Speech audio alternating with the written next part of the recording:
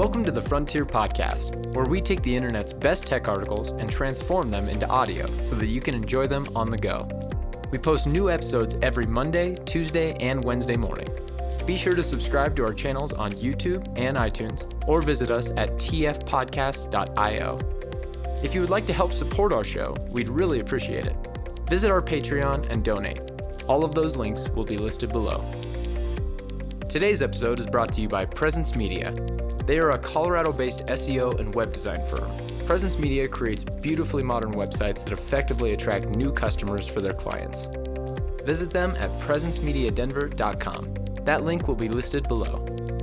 Today's article was written by Lucas Risotto. Lucas is an award-winning XR creator and keynote speaker, writer, and composer. He's the editor of FuturePie, a great page about futurism, virtual reality, and more on medium.com. Today's episode is titled, The Future of Education, How AI and Immersive Tech Will Reshape Learning Forever. If you'd like to read the original article, including the embedded images, you can find it on medium.com. We'll have that link listed below. The Future of Education, How AI and Immersive Tech Will Reshape Learning Forever. How immersive media and artificial intelligence can change education forever. Education is an odd bird. We all know it could be better, while at the same time, it is the best it has ever been in human history. For the last 2 centuries, the world went through a great expansion in learning. Our literacy rates skyrocketed from 12% to 88% worldwide. And primary, secondary, and tertiary education have all seen drastic growth in schools and students, breaking records on almost a yearly basis. Our educative curriculum has also evolved, embracing our continuous growing understanding of the world. And the recent boom of the internet has brought self-education to the masses in new and exciting ways, turning websites like Khan Academy, TED, Wikipedia, and YouTube into some of the biggest free knowledge hubs in the planet. Imperfections aside, we owe a lot of who we are to this faulty system, and its growth and reach has been phenomenal. How we teach, however, has yet to change. Contemporary learning is still very much archaic. We group students arbitrarily around age, have them go to a physical building 5 times a week to listen to adults speak for about 6 hours, and just kind of hope that all involved parties are qualified enough to keep students engaged and predictably moving through a static educational curriculum. It works to an extent, but it's not pleasant for anyone. Teachers have a lot on their plate, from lesson and assignment planning to teaching, grading, and the expectation of giving hundreds of students individualized attention. On the student side, they are forced to adhere to strict timelines and live under the rule of fear instead of curiosity, with the constant fear of failure looming as they're assigned labels ranging from A to F at the end of each term. Today's educational system is static, generalized, and puts less focus on individual self-development than it perhaps should. To make matters worse, students often don't understand why they are learning the things that they're learning, which makes certain classes feel arbitrary and purposeless in the face of their personal ambitions, and has a number of neurological implications we'll soon discuss. With that being said, what could make education more exciting, fun, and practical? I believe it comes down to 3 simple ideas that aren't new by any means, which can finally be fully explored with smart use of technology. These keys are personalized learning, experiential learning, and mastery-based learning. In this article, we're going to explore these ideas, as well as a possible path for education in the future, mixing artificial intelligence, immersive technologies, and several new design paradigms that could change education forever. The Dream, Part 1, Personalized Learning. Personalized learning refers to a diverse variety of programs, learning experiences, instructional approaches, and strategies that address the distinct learning preferences, interests, aspirations, weaknesses, or cultural backgrounds of individual students. The result of this is an educational experience that's more fitting to you as an individual and maximizes what you can get out of each class. This approach makes intuitive sense, and there has been a rising pool of scientific evidence backing these ideas up every year. A new report commissioned by the Bill and Melinda Gates Foundation has found that students in schools using personalized learning strategies made greater academic progress. Additionally, countless neuroscience studies have shown how personalized experiences positively affect how the brain receives information, providing some relevant ideas about how learning works to the synapse level. Quote, A student must care about new information or consider it important for it to be stored as a long-term memory. Memories with personal meaning are most likely to become relational and long-term memories available for later retrieval. End quote. Dr. Judy Will, neurologist and educator. This is a powerful concept, and it shows that for students to learn anything, they need to be convinced that the information being shown is important. To properly teach, you must first inspire. And personalized learning is as much about knowing how to teach an individual as it is about how to convince them that the information is worth knowing. And this is hard. Different students respond differently to distinct motivations, but this is why the most popular teachers tend to be inspirational. They don't just throw information at students for them to process, but they also inspire and awake their class's interest and curiosity. Once a student finds a subject cool, everything changes for their brain. So if personalized education is so important, why do we barely see it in schools? In today's system, giving students true, individualized attention would require dozens, if not hundreds of specialized hires per institution.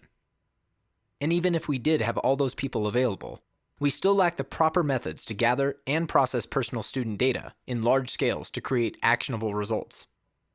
Despite these challenges, some schools are still finding ways to explore these concepts to a degree. But the true potential of personalized education remains largely unfulfilled. Full personalized learning also requires a fluid, flexible, and nonlinear educational curriculum to be fully idealized. This is the only way you can embrace students' differences and create distinct learn paths for each one. Unfortunately, this just happens to be the antithesis of today's rigid solutions. Thankfully, new developments in design and technology have been generating promising new paths for personalized learning. But before we get to that, let's talk about another key: mastery-based learning. The Dream, Part 2. Mastery-based learning.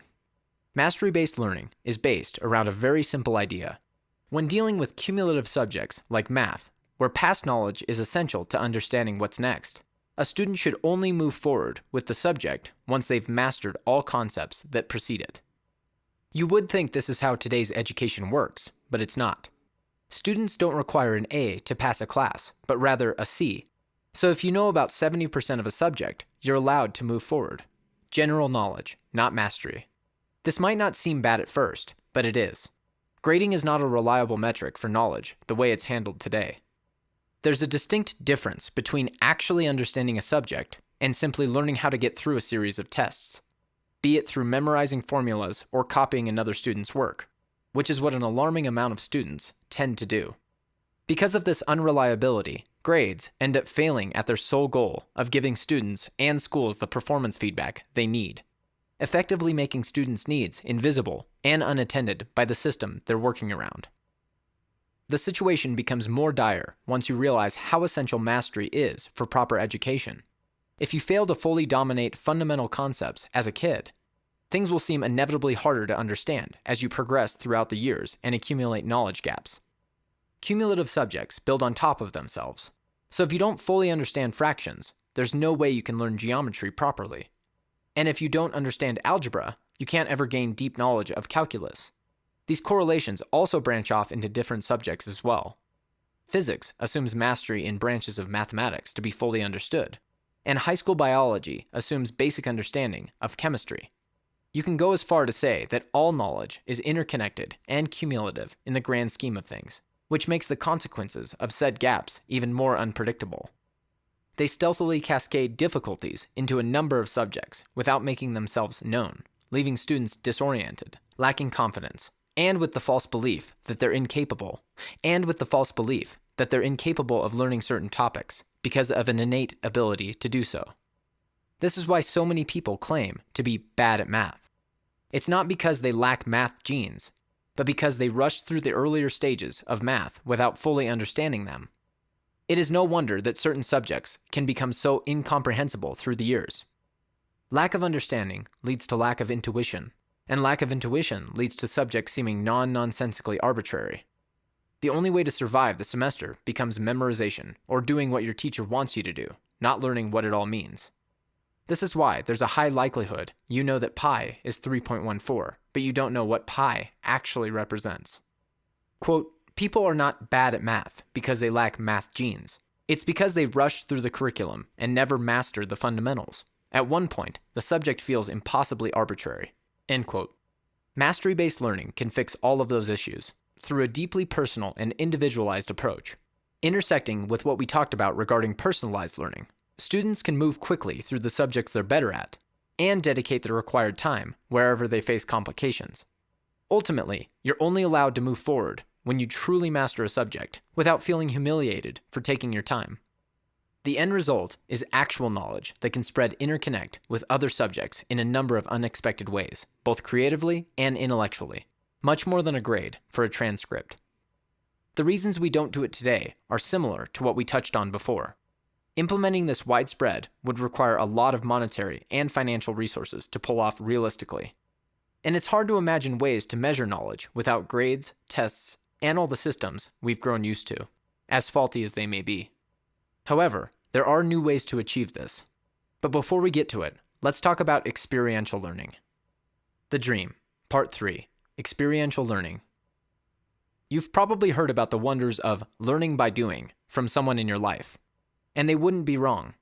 Learning through hands-on experience is vastly different than just passively listening to a lecture, and your brain loves it. This is formally known as experiential learning, the process of learning through experience, or learning through reflection on doing. In scientific research and in the classroom, it has demonstrably been shown to be one of the most effective forms of meaningfully retaining information.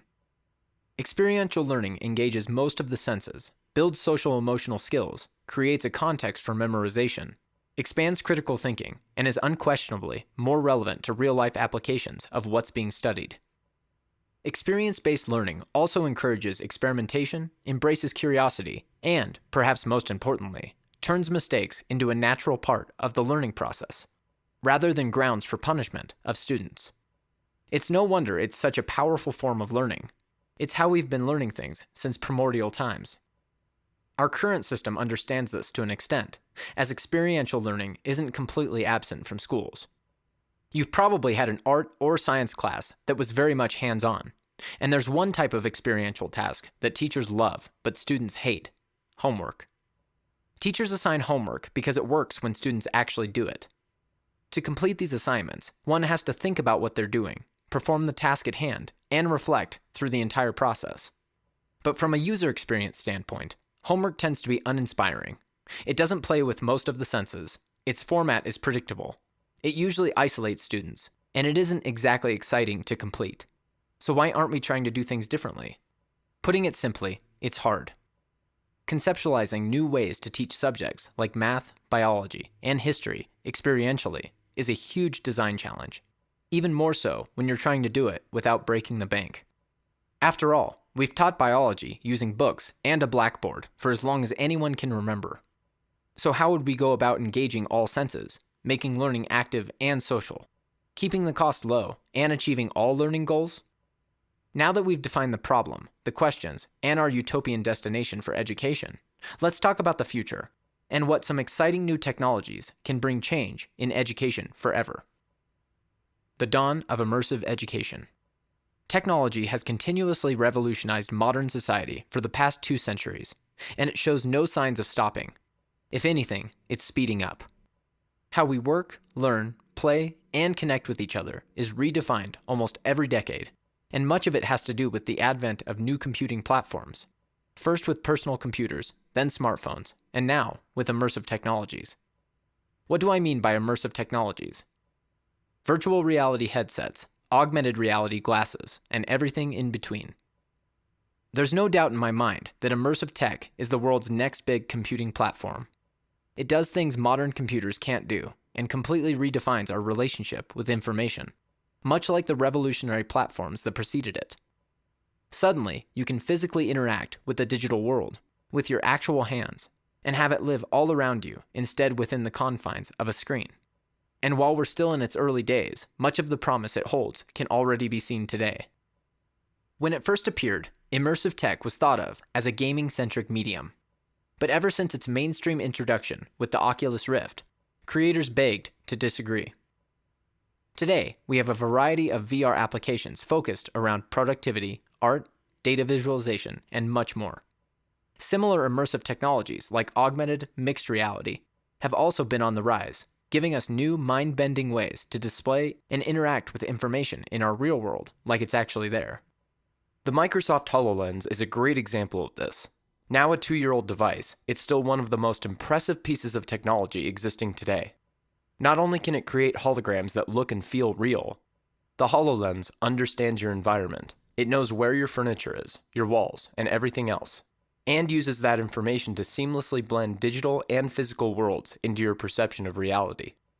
Couple that with all the other advancements that technology is having, with hand tracking, haptics, and deep learning, and you can see that it's only a matter of years before we're touching holograms in our own home with devices more reminiscent of glasses instead of silly-looking headsets. This is huge. Immersive technologies are inherently experiential, built from the ground up to convince humans that what they see is real. At the same time, immersive content is not bound by the laws of physics, meaning the creators can orchestrate impossible experiences at relatively low costs. Be it taking the viewer to the moon, to a beach in California, or to a castle 500 years in the past, all costs about the same to create. For education, this could be everything. Immersive content is not bound by the laws of physics. Educators can create impossible experiences that engage students in all new ways. Biology, for instance, is usually taught through textbooks, slides, and drawings. But some startups, like the Body VR, are taking an immersive approach to education, letting you travel the human body in person and actively interact with it instead of just looking through images on a book. Along similar lines is the startup Medivus, which is redefining anatomy learning. Usually, medical students are forced to learn human anatomy through several illustrations, having to desperately combine all the 2D images they see in their head to attempt to get a sense of how it all comes together in 3 dimensions. But Medivus is building an entire learning platform that allows you to visualize the human body in fully 3D, life-size, holographic format, accurately tagging every single piece of your body. No need for books, drawings, or expensive cadavers. Other examples include MyLab, which I designed, a mixed reality chemistry app that gives students a holographic periodic table they can use to spawn and combine elements on the go, and Universe Sandbox, which allows you to navigate the universe as you visit physically accurate star systems and also create your own. Mind you, this is just the start, and most of these projects are being built by a small number of people without any external funding at all. Now, with only the work associated with creating a small 3D game, we have the ability to take students anywhere and teach them about virtually anything from a completely different and fully participative perspective. And because the cost of creating these experiences is so low, we're bound to see a number of innovations in design and interaction that introduce new ways to learn we haven't even conceived of before, especially as creation tools become accessible to the point that anyone can bring the experiences they imagine to life. In the long term, we're looking at education being approached not as a series of bullet points, but as interactive worlds that students can navigate at their leisure, making a huge design shift for education as it proceeds to become more akin to entertainment than a passive obligation. Now, concepts can become characters. Exercises and exams can be seamlessly embedded into worlds and storylines as activities, and students are free to literally explore and immerse themselves in the subjects they're learning. Given the degree of creative opportunity and how immersive education plays with the human brain, I believe it's reasonable to assume that immersive education will become the norm one day. A number of studies are being conducted today to assess the full effectiveness of this new approach, but the potential is here. Immersive education can be visual, social, magical, interactive, and emotionally engaging, all while it sticks to your brain like a fully textured memory. The beauty of software is that once you get it right, the whole world can have access to it. You just have to copy it. And there's more. The kind of data you can collect from immersive experiences is the stuff of dreams for personalizing education like never before. A new age of educational analytics. The great thing about immersive media analytics is the amount of information you can derive from user data. Because headsets are constantly being tracked, you can tell what users are looking at, when, and for how long, what they're interacting with, and even what they're choosing to ignore. The latest headsets coming out this year will include pupil tracking, which on its own will provide creators with another world of information. You may have heard that human pupils dilate on physical attraction, but it goes much more further than that. Pupils' expansion betrays not only physical attraction, but also mental strain and emotional engagement. Princeton University psychologist Daniel Kahneman showed several decades ago that pupil size increases in the proportion to the difficulty of a task at hand. Calculate 9 times 13 and your pupils will dilate slightly. Try 29 times 13 and they will widen further and remain dilated until you reach the answer or stop trying.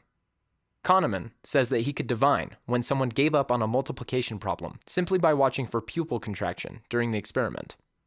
Pupil dilation can also betray an individual's decision before it's openly revealed, concluded a 2010 study led by Wolfgang Einhauser-Trier, a neurophysicist at Philipps University Marburg in Germany. Participants were told to press a button at any point during a 10-second interval, and their pupil sizes correlated with the timing of their decisions. Dilation began about 1 second before they pressed the button and peaked 1 to 2 seconds after.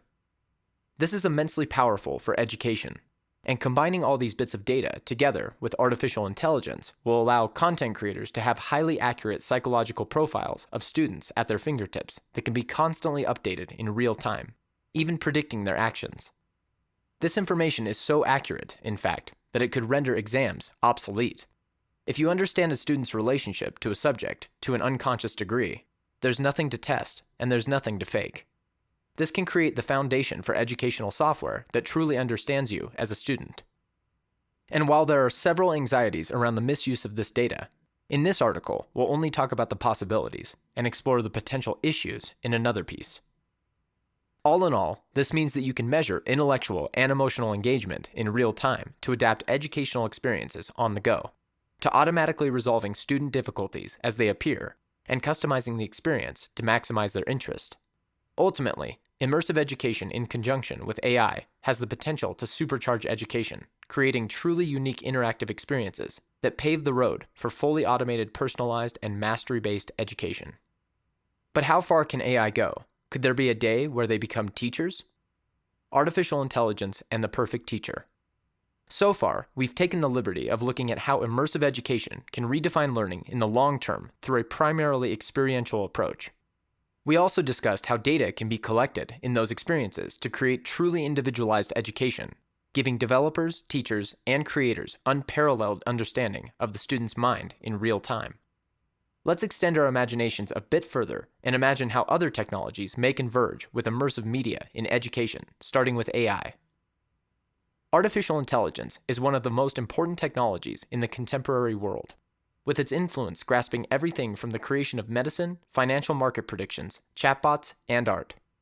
It already touches all of our lives in ways we can't even fathom, and much like the computers and internet we use on a day-to-day basis, we're bound to get increasingly dependent on the power it gives us. AI is already changing the way we interact with our devices. Conversational user interfaces are an increasingly popular way to control our devices through voice, and it's not hard to see why. Widely present today in smartphones, Google Assistant, Siri, Cortana, as well as home devices, Amazon Echo, Google Home, it plays into one of the most intuitive ways for humans to get anything done, talking. And given that the technology only gets better every year with continuous advancements in text-to-speech, voice recognition, and procedural conversation building, it's only a matter of a few years before we start having fully fledged conversations with the devices we own. So what might happen when we start to combine that power with immersive education? The beautiful thing about immersive media is that it can give physical presence to artificial intelligence assistants, chatbots, and characters unlike anything we've been able to do. We're already on the verge of being able to have conversations with these artificial intelligence bots as they stand. But using immersive technologies, we will also allow them to have a body and an emotion-expressing face we see, interact, and connect with. Suddenly, the possibility of having a nuanced relationship with your personal AI doesn't seem out of the realm of possibility, and this could also be a huge deal for education. As the years progress, artificial intelligence assistants are bound to understand us more deeply than we're even capable of knowing ourselves. Couple the previously mentioned understanding of a student's intellect and emotions with the imminent democratization of AI, and the doors open to completely functional AI teachers that know exactly how to deliver information to you. AI has been learning about us for the longest time.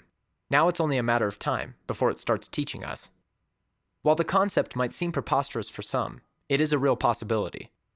A quick reflection on how the teacher-student relationship goes shows a very predictable pattern.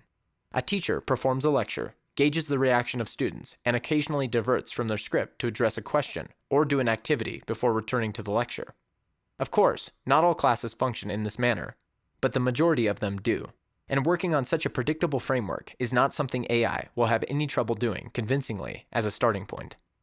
Ideally, as the tech improves and issues continue to become more software-bound, making them easier to manage, we would find new ways to expand the teacher-student relationship that are less hierarchical and more engaging.